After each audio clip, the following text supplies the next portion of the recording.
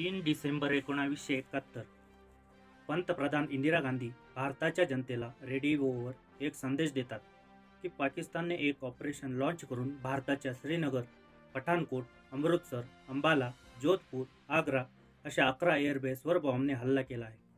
आणि इथूनच सुरुवात होते भारत पाकिस्तान युद्ध 1971, ज्यामुळे निर्माण होतो एक नवीन देश, बांगलादेश.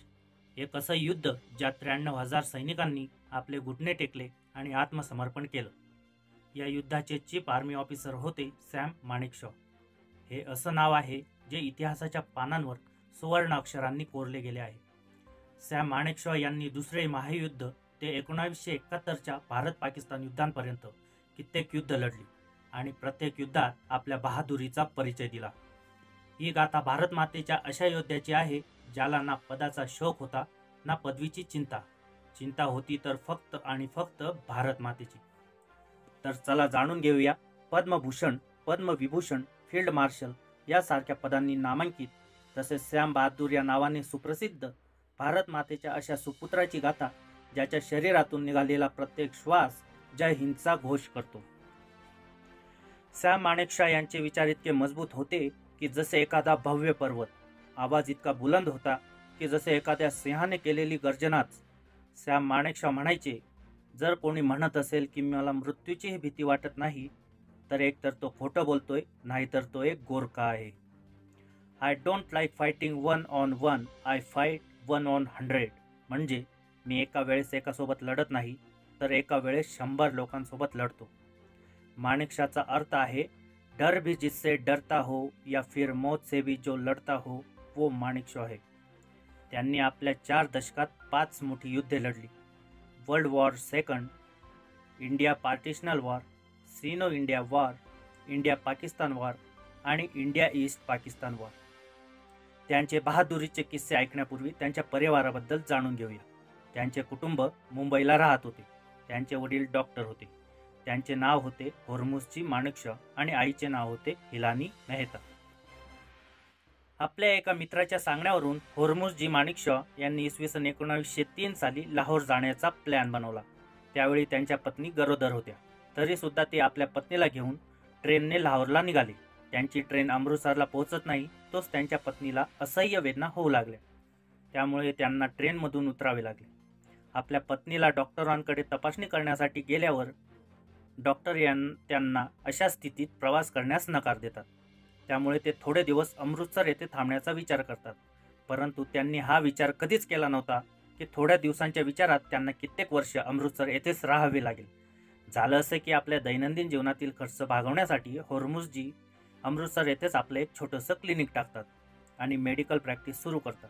जेव्हा त्यांचं क्लिनिक व्यवस्थित चालू लागतं तेव्हा ते अमृतसरलाच थांबण्याचा निर्णय घेतात. येणाऱ्या 10 वर्षात त्यांना 6 अपत्य होतात. त्या सर्वांमध्ये सॅम माणेकशॉ 5व्या नंबरवर होते. त्यांचा जन्म 3 एप्रिल 1914 साली झाला. 1914 हे तेच वर्ष होतं ज्या वर्षी पहिले महायुद्ध सुरू झाले. अमृतसरमध्ये जन्म झाल्याने त्यांचे प्राथमिक शिक्षणही अमृतसर येथेच झाले. असं सांगतात की आपल्या वडिलांसोबत लहानाचे मोठे झालेल्या माणेकशॉ यांचे बालपणापासून स्वप्न होते की आपले शिक्षण पूर्ण करून लंडनला जायचे आणि तेथे गायनोकॉलॉजिस्टची प्रॅक्टिस करायची. अगोदरच त्यांचे 2 भाऊ लंडनला इंजिनिअरिंग करत होते. परंतु घरची परिस्थिती आणि लंडनला राहण्याचा खर्च बघून त्यांचे वडील त्यांना लंडनला जाण्यासाठी नकार देतात. त्यामुळे ते आपले पदवीचे शिक्षण पूर्ण करून नैनिताल येथे जातात. त्या काळात 1932 मध्ये पहिल्यांदाच इंडियन मिलिटरी अकॅडमीचे जाहिरात पत्र निघाले आणि जून-जुलैमध्ये त्याच्या परीक्षा झाल्या. या परीक्षेमध्ये सॅम माणेकशॉ यांची 6वी रँक आली आणि त्यांची निवड इंडियन मिलिटरी अकॅडमीमध्ये होते. त्यांना 12 फ्रंटियर फोर्सच्या 4थ्या बटालियनमध्ये भरती केलं गेलं आणि इथूनच सुरू होतो त्यांचा सैन्य प्रवास.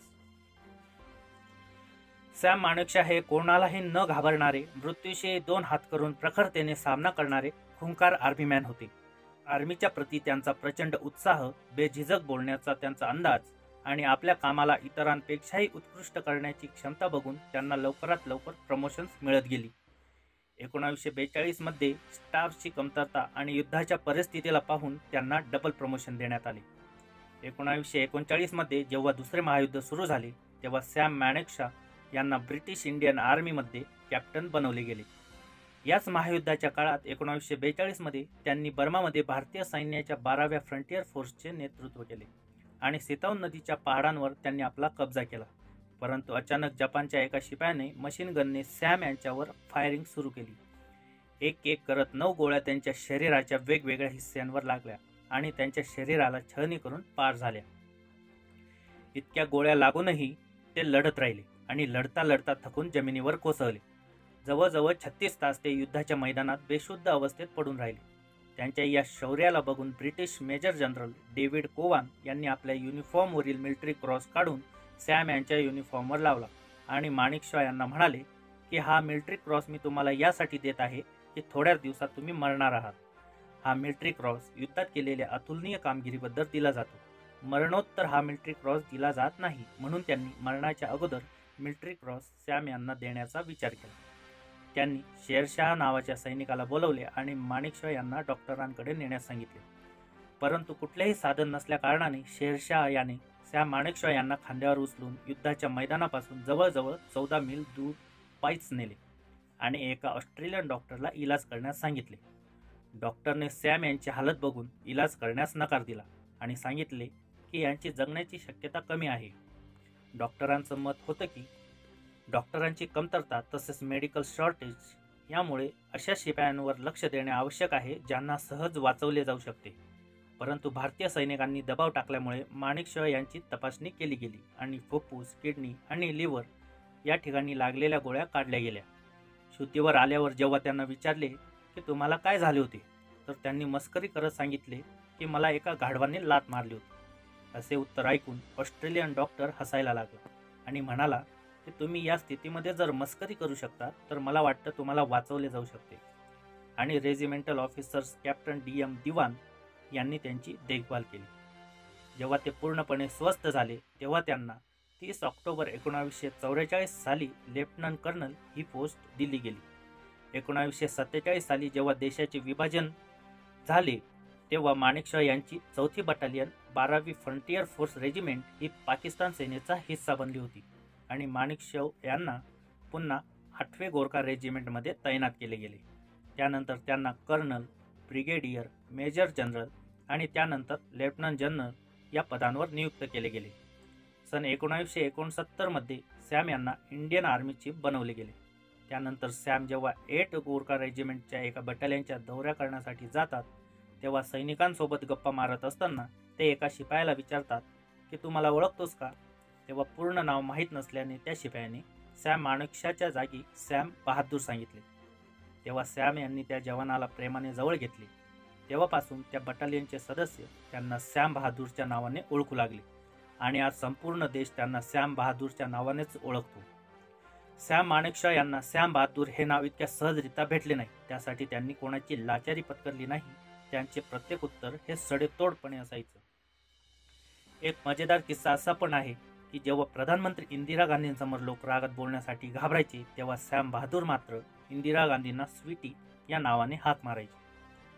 सन 1971 नंतर पाकिस्तान युद्धाच्या वेळी इंदिरा गांधी यांनी एक कॅबिनेट बैठक बोलवली. या मीटिंगसाठी सॅम माणिकशॉ यांना स्पेशली बोलवण्यात आले. या मीटिंगमध्ये हे निश्चित करायचे होते की भारतीय सैन्याला युद्धात उतरवून बांगलादेशला पाकिस्तानपासून आझाद करायचे. या मीटिंगमध्ये जेव्हा सॅम यांना विचारलं गेलं की बांगलादेशच्या बिघडत्या परिस्थितीमुळे बहुसंख्य रेफ्युजीज भारतात येत आहेत, तर या समस्येला निपटण्यासाठी सॅम माणिकशॉ काय करत आहेत. इंदिरा गांधींनी सांगितले की या परिस्थितीला पूर्णपणे थांबवण्यासाठी भारताने पाकिस्तानवर हमला करावा. यावर सॅम यांनी सांगितले की जर तुम्हाला वाटत असेल तर असे नक्की होईल, पण यासाठी मी अजिबात तयार नाही, कारण आता सर्व आर्मी युनिट्स दूरवर तैनात आहेत. एप्रिलचा महिना आहे. मान्सून येण्याबरोबरच हिमालयाची दारे उघडतील आणि त्यामुळे पूर येण्याची शक्यता जास्त आहे. त्यामुळे सेनेला एका ठिकाणाहून दुसऱ्या ठिकाणी जाण्यासाठी अडथळा निर्माण होईल. एवढेच नाही तर या ऑपरेशनसाठी 189 ऑपरेशनल टँक्सची गरज भासेल, परंतु आमच्याजवळ फक्त 11च ऑपरेशनल टँक्स आहेत. तेव्हा बैठकीत बसलेल्या फायनान्स मिनिस्टर यांनी प्रश्न केला की 189 टँक्सच्या जागी फक्त 11च का आहेत. तेव्हा सॅम यांनी उत्तर दिले की तुमच्यामुळे, कारण मागील 2 वर्षांपासून मी तुमच्याकडे टँक्ससाठी फंड मागतोय, परंतु तुमच्या फायनान्स मिनिस्टरने ते अजूनपर्यंत अप्रूव्ह केले नाही आणि त्यांनी इंदिरा गांधींकडे बघितले आणि विचारले, मला माझे रेझायनेशन द्यायला हवे का? कारण तुमच्या सांगण्यानुसार सुद्धा मी या स्थितीत सेनेला युद्ध करण्यासाठी आदेश देऊ शकत नाही. तेव्हा इंदिरा गांधींनी त्यांना असे करण्यासाठी रोखले आणि जेव्हा योग्य वेळ येईल तेव्हा युद्ध करण्यास सांगितले. या मीटिंगच्या जवळजवळ 7 महिन्यानंतर जेव्हा इंदिरा गांधींनी सॅम यांना विचारले की आपण युद्ध करण्यासाठी तयार आहोत का, यावर सॅम यांनी उत्तर दिले की मी सदैव तयार आहे स्वीटी. इंदिरा गांधी त्यांच्या प्रत्येक गोष्टीला मजाकमध्ये टाळत असत, कारण त्यांना माहीत होतं की 1971चे हे युद्ध सॅम यांच्या नेतृत्वाशिवाय जिंकता येणं अशक्य आहे. पुन्हा एकदा जेव्हा इंदिरा गांधी यांनी त्यांचा जबरदस्त प्रभाव आणि प्रखर नेतृत्वाचे किस्से ऐकले तेव्हा त्यांना कळालं की सॅम आपल्या सेनेच्या जोरावर विरोध करून भारतात सरकार बदलवण्याच्या तयारीत आहेत. तेव्हा त्यांनी सॅम यांना एका मीटिंगमध्ये बोलवलं आणि पाकिस्तानच्या तख्तापलटविषयी प्रश्न केला. तेव्हा त्यांनी आपल्या कडक आवाजात उत्तर देत सांगितलं की स्वीटी, माझं आणि तुमचं दोघांचं नाक खूप लांब आहे. तुम्ही माझ्या कामात तुमचं नाक घालू नका आणि मीही तुमच्या कामात माझं नाक घालणार नाही. म्हणजे तुमचं काम राजकारण करणं आहे, तुम्ही राजकारण करा, आणि माझं काम सेनेचं नेतृत्व करणं आहे, तर मी माझं काम करत आहे आणि देशसेवा करत आहे. बोलताना आपल्यासमोर भारताचा पंतप्रधान असो वा इतर कोणीही असो त्यांना कुठलाही फरक पडत नव्हता. त्यांच्या मनात फक्त आपली सेना, आपला देश हेच विचार असायचे. त्यानंतर युद्ध सुरू होतं. त्या युद्धाचं नेतृत्व करण्यासाठी माणिकशॉ यांना पाठवलं जातं. आपल्या सेनेचा उत्साह वाढवण्यासाठी त्यांनी आपल्या सेनेला आदेश दिला की कुठल्याही प्रकारचा रिटर्न ऑर्डर शिवाय सेना इथून मागे हटणार नाही आणि जोपर्यंत मी इथे आहे तोपर्यंत कुठलाही रिटर्न ऑर्डर पास होऊ देणार नाही. त्यांच्या याच अद्भुत शौर्याचा परिणाम होता जेव्हा 1971च्या भारत पाकिस्तान युद्धात 93,000 सैनिकांनी आपले घुटणे टेकले आणि शरणागती पत्करली. चीफ ऑफ आर्मीच्या नात्याने सॅम यांनी सर्व दुश्मन सैनिकांना बंदी बनवण्याचा आदेश दिला आणि एक आदेश जारी केला की बंदी बनवलेल्या सर्व पाकिस्तानी सैनिकांशी योग्य व्यवहार केला जाईल. त्यांच्या राहण्या खाण्याची संपूर्ण व्यवस्था केली जाईल. तसेच त्यांना नमाज अदा करण्यासाठी कुराणही दिले जाईल. या आदेशाचे चांगल्या प्रकारे पालनही केले गेले. जेव्हा काही जेवण बनायचं ते पहिल्यांदा पाकिस्तानी सैनिकांना दिले जायचे आणि त्यानंतर जे जेवण उरायचं ते भारतीय सैनिकांना दिले जायचे.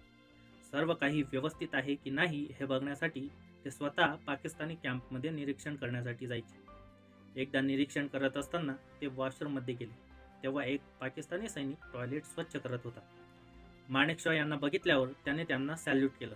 माणिकशॉ यांनी हस्तांदोलन करण्यासाठी हात पुढे केला, परंतु हात अस्वच्छ असल्या कारणाने हात पुढे न केल्याने माणिकशॉ म्हणाले, काय झालं, हात पण मिळवणार नाही का? तेव्हा सैनिकाने उत्तर दिले की सर, आपल्यासारखे माणसे आहेत म्हणून तुम्ही युद्ध जिंकलो, नाहीतर आमच्या इथले अधिकारी तर स्वतःला नवाबजादे समजतात. सध्या फील्ड मार्शल सॅम माणिकशॉ यांच्यावर आधारित सॅम बहादूर हा सिनेमा नुकताच प्रदर्शित झाला आहे. या सिनेमात त्यांच्या बालपणापासून तर निवृत्तीपर्यंतचे जीवन दर्शवले गेले आहे. 27 जून 2008 साली वयाच्या 94व्या वर्षी सकाळी 12:30 वाजता तामिळनाडूच्या मिलिटरी हॉस्पिटलमध्ये त्यांचे निधन झाले. त्यांचे शेवटचे शब्द होते, मी ठीक आहे.